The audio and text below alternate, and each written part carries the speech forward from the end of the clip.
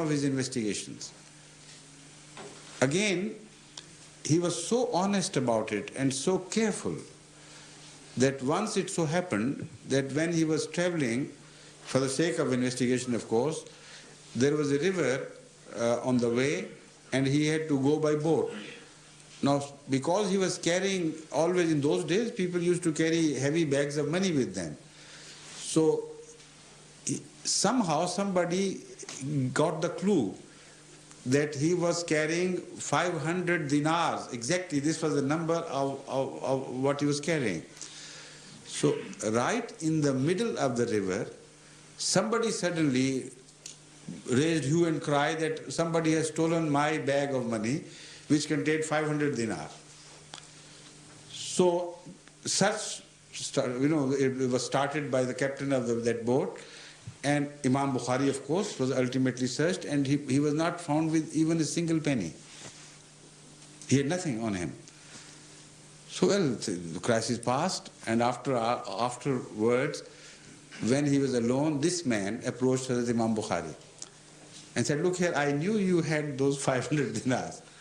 How could you trick us? Tell me. Now you are alone, no, there's no danger to that money, but tell me what happened." The answer was that he was collector of a very precious material. If even somebody had the remotest chance of alleging him that he fell once under the suspicion of being a dishonest person, of being a thief, then all his labor of the lifetime would be lost, and people would say, "Look here, he has been investigating other people's authenticity and honesty, integrity, and at least once a shadow was cast on his own integrity." So I dropped that in the river, and I think I came out, emerged as victorious and successful in this bargain. That was his quality of honesty, integrity, and the way he investigated the traditions. So where else can you find such reporters, such investigators? And if two new systems emerged, first time in the history of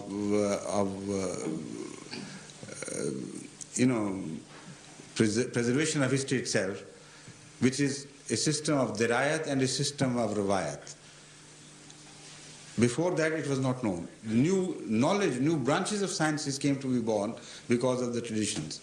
It's a longish subject, but I think I have discussed enough to give you a taste of how the traditions of the Holy Prophet ﷺ were preserved. Jazakallah. Thank you. Now we turn to the ladies. If you still are in touch with us, yes, please. The lady asked me some days ago, yes, that would you like to see Salman Rushdie's book banned? She said, "I want a straight answer, yes or no." Why straight answer? I can't understand that. This is a wrong attitude. A man with such wrong attitude should not be given a straight answer. You see, sometimes you cannot give a straight answer without misleading others. Once in New York, a non-Ahmadi Maulvi who had come to interview me asked me exactly the same question in the same way. Not the same question, but a question in the same style. He said, "Do you believe in Hazrat Masih Maud, the founder of the Ahmadiyya community, to be a prophet or not? I want a straight answer, that's all." And this interview was to be televised. I knew thereby he could mislead others. I said, "Sometimes you cannot give a straight answer of yes and no. It's not possible." He said, No, you can. Why not? It's illogical to your position and I can't understand.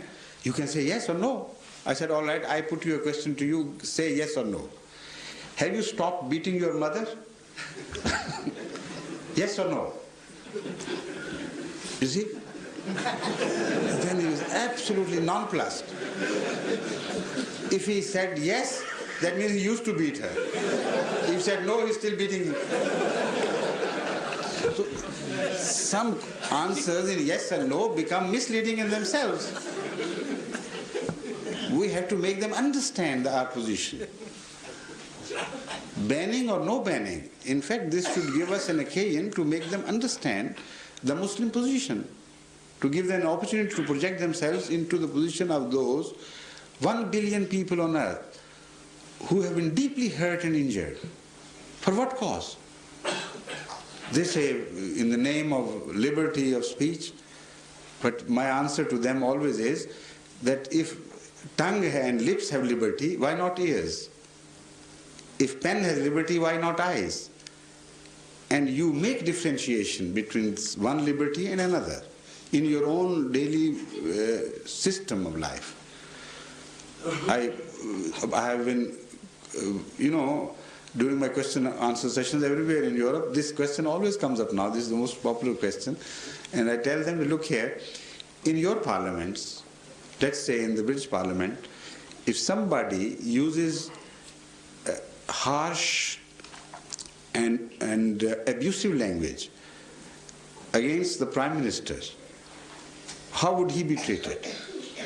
Will he not be chucked out of the House of the Parliament or made to swallow his words because you would say he is using unparliamentary language?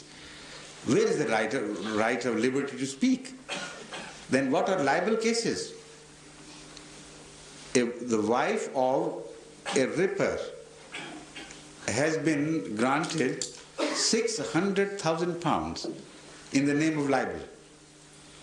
So a ripper's wife has that right in your society. If her sensibilities are hurt, your law must protect her. But if the sensibilities of 1 billion people on earth are hurt regarding someone they loved thousands of times more than anybody could love that woman, then you do not care in the name of liberty. This is imbalanced. This is not a sane, balanced approach at all. So these things have to be made, to be explained. And when you begin to explain them, then these people understand. Of course, they're logical people. So don't give an answer in yes or no. Make them understand. As far as our position is concerned, we believe in the liberty in the sense that anybody is at liberty to do however he behaves. But after exercising that liberty, then comes the punishment. Anybody is at liberty to murder anyone, anybody is at liberty to abuse anyone in the streets or they make noises. And then, of course, he suffers the consequences.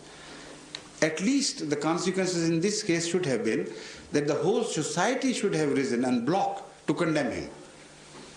Not to eulogize him, not to raise his status as a writer of world fame and world status. So it is the attitude of the society which is injuring the Muslim sensibilities. You are siding with filth and abusiveness, and you are encouraging the crime of hurting others.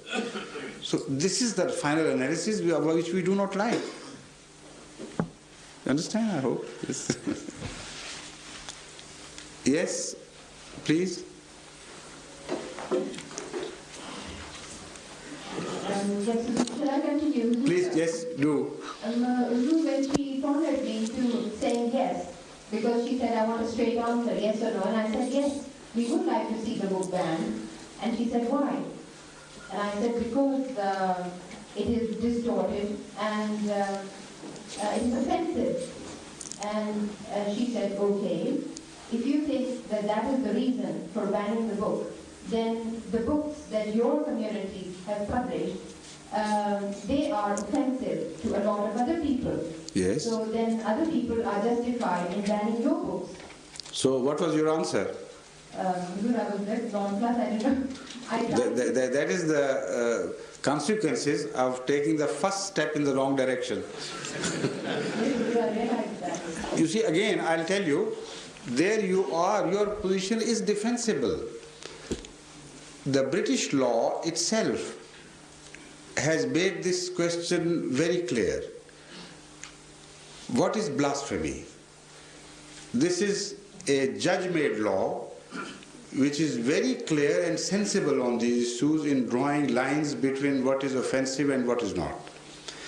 That law says that if you deny even the truth of Jesus Christ and argue against